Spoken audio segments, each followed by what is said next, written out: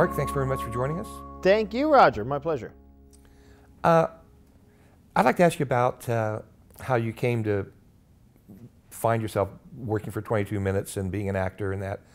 And I'm wondering, did it all start with some nun beating you with a leather belt when you were a kid in St. John's? Actually, funny enough that you ask, the nuns made me perform at first. The first laugh I remember ever getting was at St. Teresa's Catholic School, Bundy Pond Road, St. John's, Newfoundland. I had been selected to open the school assembly. I was 5 years old. And it was there's an assembly for the kids, and then we had our big show with the parents that night, and the bishop and the archbishop were coming and all this stuff, and it was very, Catholic. And I had to say, archbishop, bishop, fathers, brothers, sisters, teacher, parents, and guests. Please welcome to the thing, and pupils, sorry. And I came out and I said, archbishop, bishop, fathers, brothers, sisters, teachers, parents, guests, and pupils. Got my first laugh. Didn't know I had gotten it, but I remember everybody laughing. I was 5 going like, oh yeah, all right. And I said, pupils. And they laughed a second time, and I walked off thinking, this is a business. This is show business, razzle dazzle. And then the second time was the nuns came to me and they said, we're going to put you in a play, grade 8. And I said, I'm not going to be in a play. I'll be killed. Because it's a little bit of a tougher school, St. Teresa's, and certainly not a place where a young fellow wanted to find himself in a play. And it was a nativity play in which I would have to wear robes, which to the fellows who were going to beat you up later would look like a dress to them. It was a dangerous situation, Roger. And so I said, I'm not doing that, sister, I'm not doing that. And the nuns made me. It was the nativity story through the eyes of the innkeeper who turned Joseph and Mary away. And I was playing the innkeeper. Big one, because everybody wants to hear the nativity story from the point of view of the guy who in the Bible who doesn't even have a line, It's like, it's just a horrible idea. So I go home with the script, and my dad sees it, and he had played the same role during the war at an American base, and he had directed this show and played the same role in a very obscure play. I mean, you'd never find it now. It's called The Empty Room or something. And I thought, okay, that was neat. So I did that. I actually enjoyed it. They also tried to make me play the cello because I was the tallest person in the school, and we were trying to run away from the Jordan brothers at recess, and you're carrying a cello. It really weighs you down. So I had to give that up for health reasons as well. But yeah, if it wasn't for the nun, they just said, like, you are going to perform for some reason. So that was it.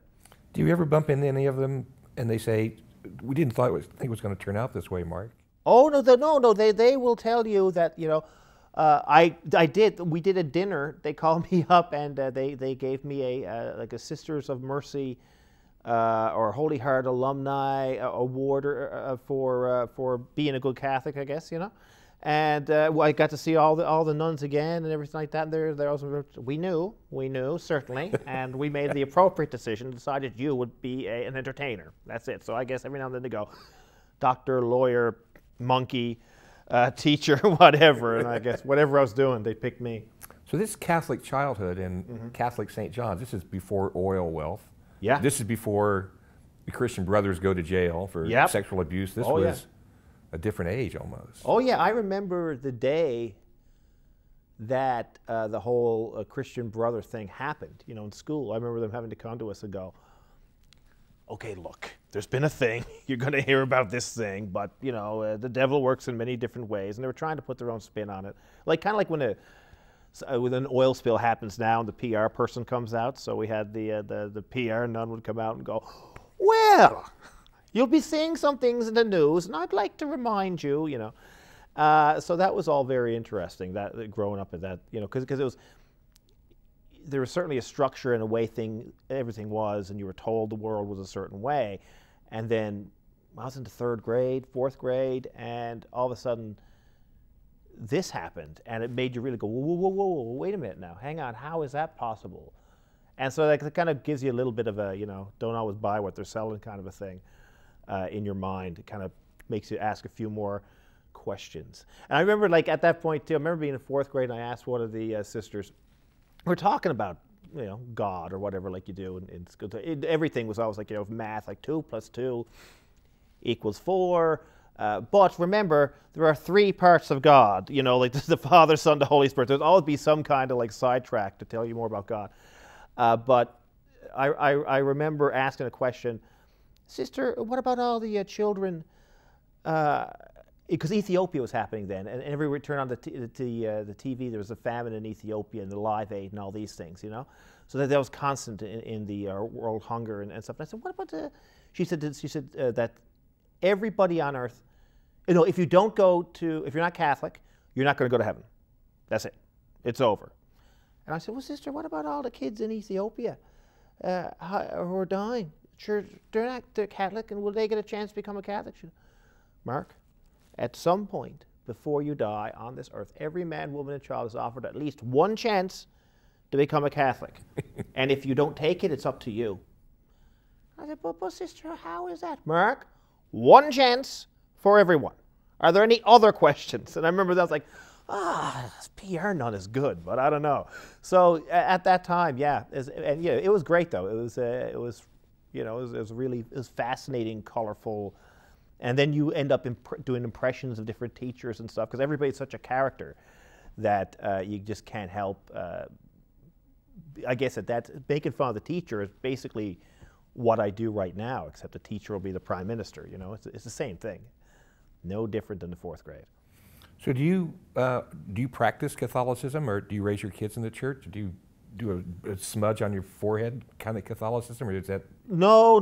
You know, that kind of. I'm not certainly not a. No, I don't go to mass or anything like that. I don't begrudge anybody who does or anything, and I have not a big anti-Catholic or anything like that. It's just I just. Yeah, that was never really a huge part of life growing up for us. I mean, we go to Sunday Mass and things like that as a family growing up, but then as we got older, we kind of, that relaxed a little bit and stuff.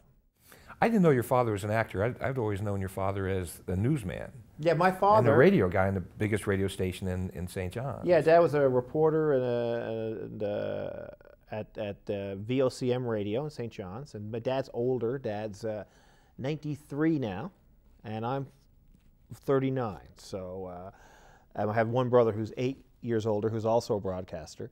But Dad, during the war years, Dad he worked with the Americans, and he had these great stories. He'd MC a lot of shows, and a lot of pictures of Dad in a tuxedo with the big band behind him, and he'd sing and do all kinds of things and act in some plays and stuff like that as well. And he also would be part of, say, if some bigwigs were coming to the American bases, like he'd go around, like when Frank Sinatra came, and people like that, Edgar Bergen, Charlie McCarthy, and things like that.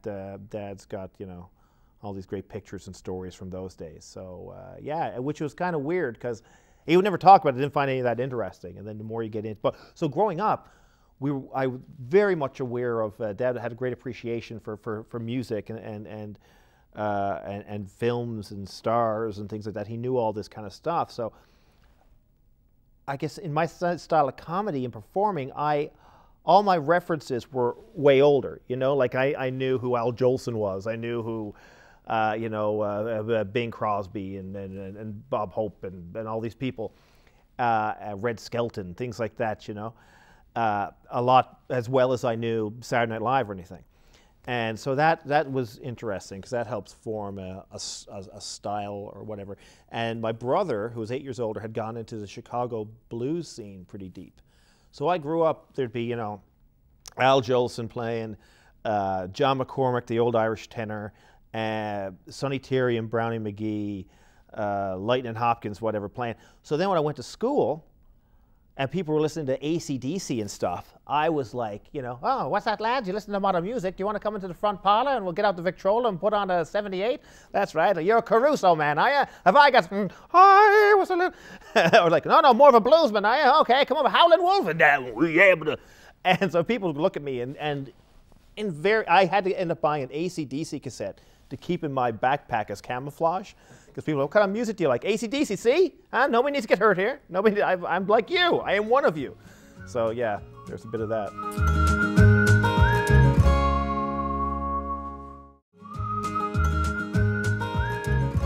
So when you're in high school and making fun of the teacher on stage, I would think your father was probably not saying, Mark, you should prepare for real life, or... No, because when I would think he'd have been cool about it. He was they were pretty cool, I must say, because when I was 15 years old, myself and 3 other guys that got the idea. There's a great place here in St. John's, the LSPU Hall, where, you know, Rick Mercer got to start, and Mary Walsh and the Codco folks all did the shows. And I thought, I'm going to rent that place out and do a sketch comedy show. I don't know why. Because we 15. 15, yeah. So went down and said, look, what's the chance we want to rent this place out and do a show? And they gave us a 60-40 deal on the door. And they said, okay, and come do a show at 11 o'clock.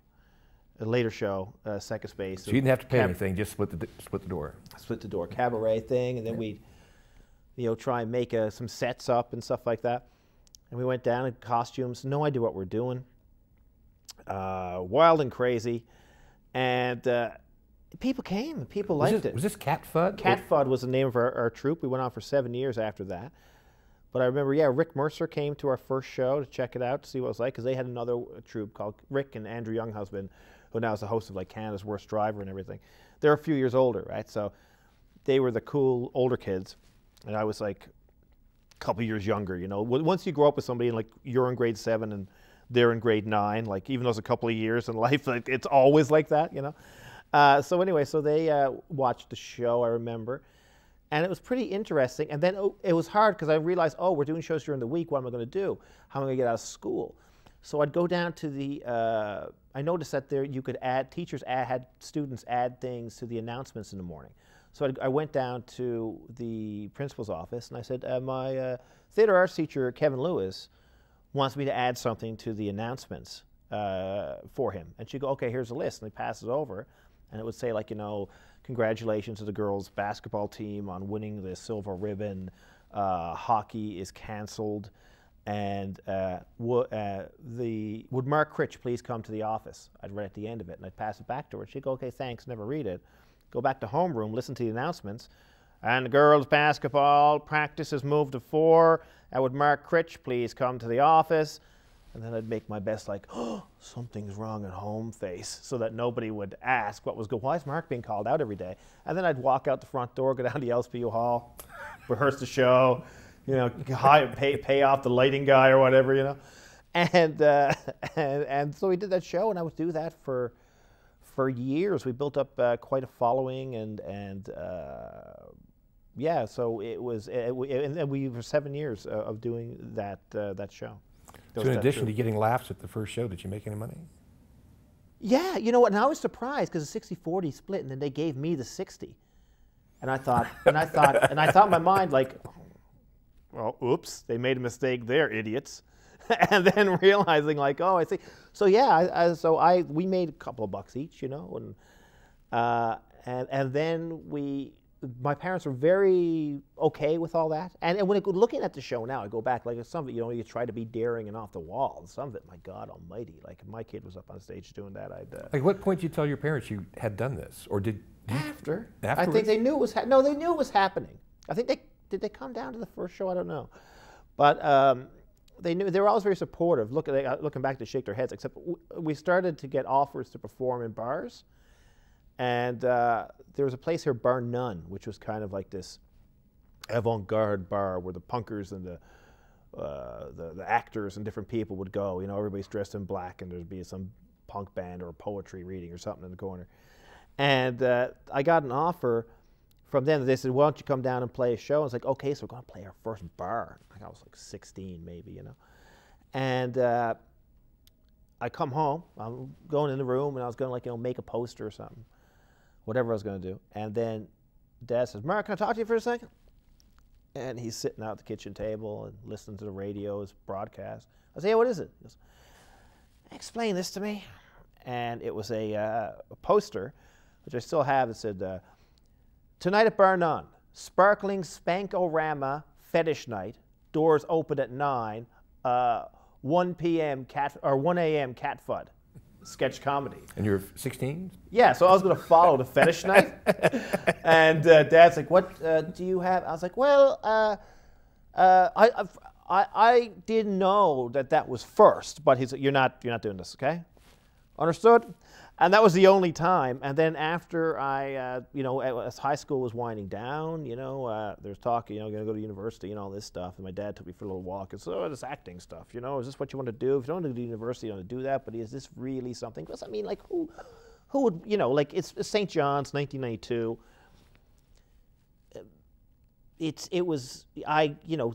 Any parent would be concerned. It's like, oh, you're going to be an actor locally, are you? And I said, yeah, I think I want to give it a try. And he said, all right, how's it?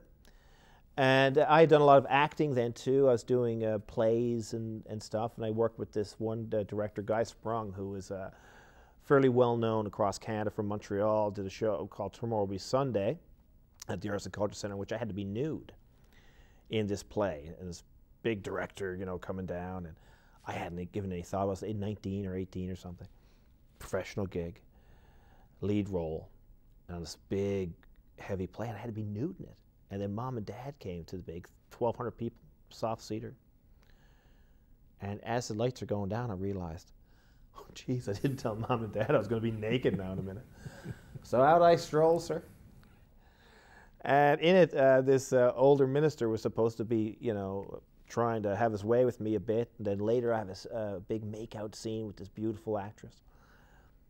And Mom and Dad are there, and it wasn't. It didn't go over that great, with that. You might want to mention to your folks that you're going to be naked in front of, because as the lights are going down, it's like, that's my son. My son's in this. This is my, So that was a bit of a thing. And some guys were making jokes about me being naked on stage, and Mom was yelling at them in the row ahead of them, like, that's not true. That's not going to happen to him if he goes downtown tonight.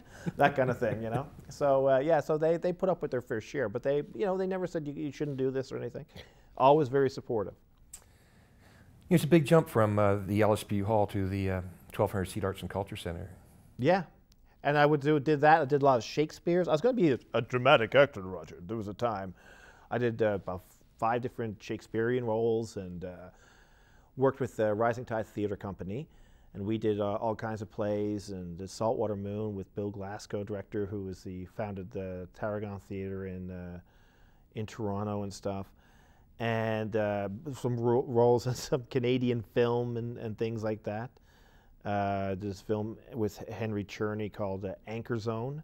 Yeah, I remember that. Yeah, sci-fi film in '93, which you may see on some odd digital channel now that is forced to have Canadian content sometime. It may pop up still.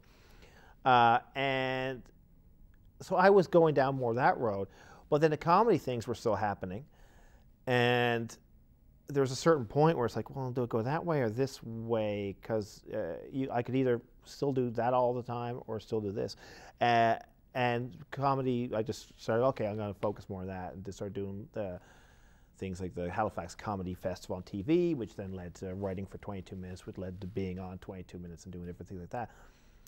But, and now, like this last year, I did a film called Grand Seduction, which was a dramatic role. So it was neat to start doing that kind of stuff again now. Yeah.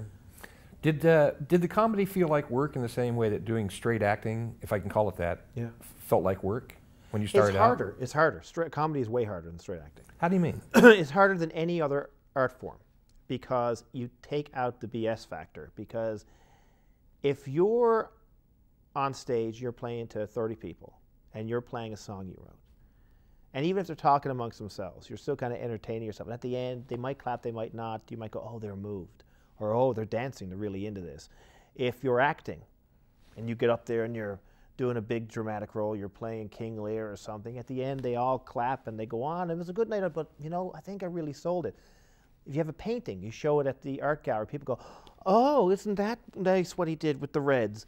And you go, oh, I'm a great painter. In comedy, if you walk out, if I say a sentence to you, and if you don't make an audible response, I failed. If you go, it doesn't matter if I'm witty. If you don't laugh, it didn't work. And it's the only art form where that happens. You can't convince yourself that the audience liked it. The audience can't fake that they're really into it to be hip or whatever reason they want to. If you don't have a reaction that you can't control, you can't control laughter. And so if you go, ha! And if you get a big belly laugh, those are rare, you know, I did it. And if you killed, I killed. And people always say, like comedians always say, I killed, I slayed them or whatever. And that's because it's you against this big beast, you know, that you kind of got to manipulate and get to this point where they don't care about their makeup running. They don't care how they look. They don't care, like their date might see them go and show the weird one tooth that they're worried about the whole night. It's a release, you know? And you had to make them do that. And it's the only one I can think of, the only one I've seen that you can't convince yourself that's working if it isn't. I had talked with Andy Jones, who would have been like a generation ahead of Rick Mercer, who was a few years ahead of you. And most people in the Atlantic provinces will recognize Andy's for his work with Codco. But he was talking about the different kinds of laughs. Oh, yeah. And he described a quality laugh. Mm-hmm. And that was the belly laugh, the one where the person in the audience laughs and they can't stop, and they know they can't stop, and they want to stop, but yeah, they can't. An eye wiping. He said that was the payoff. It was. Yeah, it's almost a sexual thing, you know. People are kind of like, afterwards. It's like it's a huge release, and it's hard to get. And those guys, the Codco guys and everyone, I remember they had a show called Wonderful Grand Band, which was music and comedy. And I remember being in the first grade, speaking of getting back to the nuns for one last second, and I was in first grade. This show was my favorite show. And they would dress up and create characters, and it was a Newfoundland-based show that CBC locally had.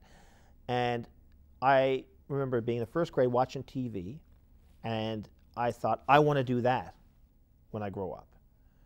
And because it was local, it was just a valid form of entertainment for me as Happy Days or Three's Company or any of the American things, because it was a 3-channel universe, and it was on TV. And so because of those guys, I never grew up in a world where it was odd for a Newfoundlander to be on television telling Newfoundland stories or Newfoundland comedy. So because of that, that was completely achievable to me. And really, I think that's the moment when I wanted to do that. And because it actually, and then there's a character on there, Dickie Budgell was a character. And I was in first grade, and I said to my friend Mickey Westcott, I said, Mickey, see Wonderful Grand Band last night? Yeah.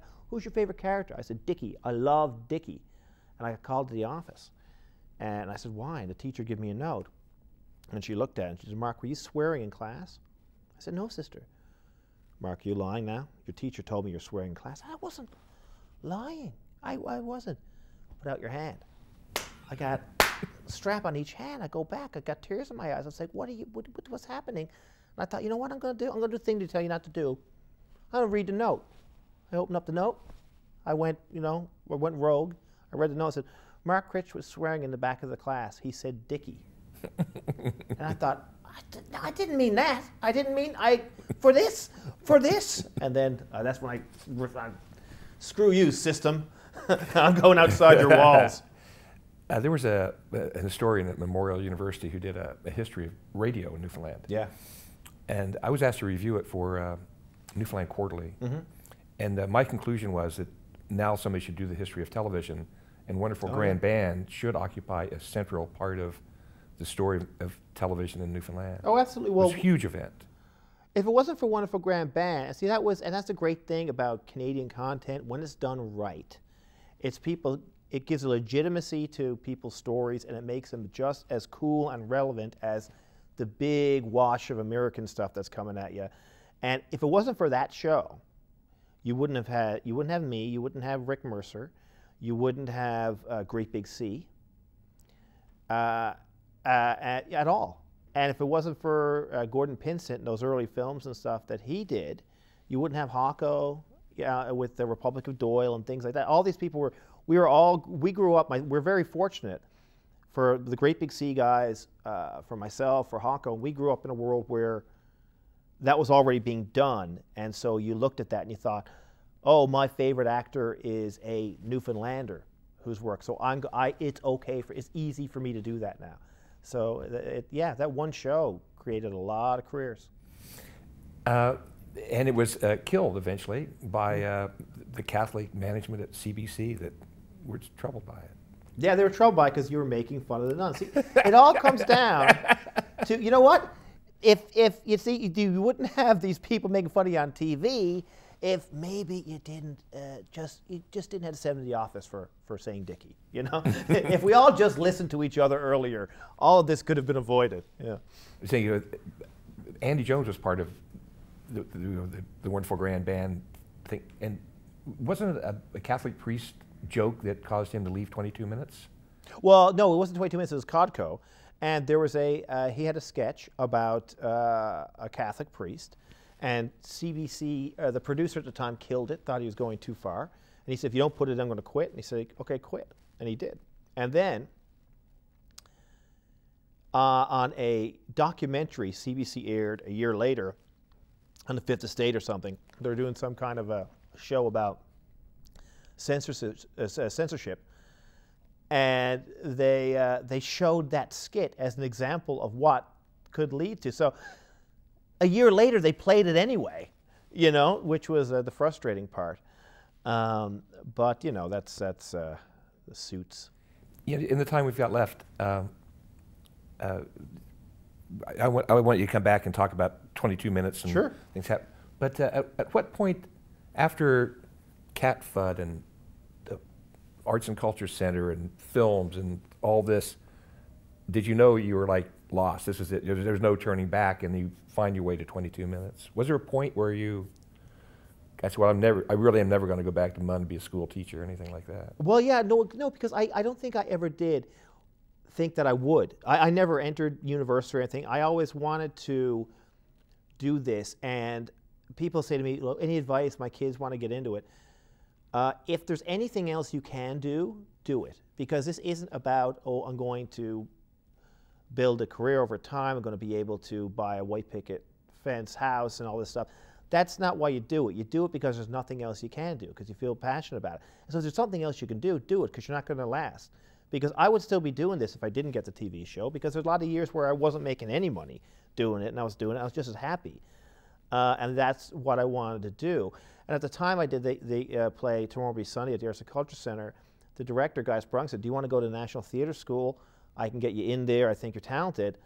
And I said no, because I wanted to cocky idiot me. Said no, because I don't want to spend time in a school being told by people how to become an actor when I could be outside of school acting and learning and failing in front of audiences and learning that way. I'd rather learn that way than in some kind of academic kind of fashion where I'm free to do my own thing. So yeah, I don't think there ever was any turning back for me, because I was too stupid to know better.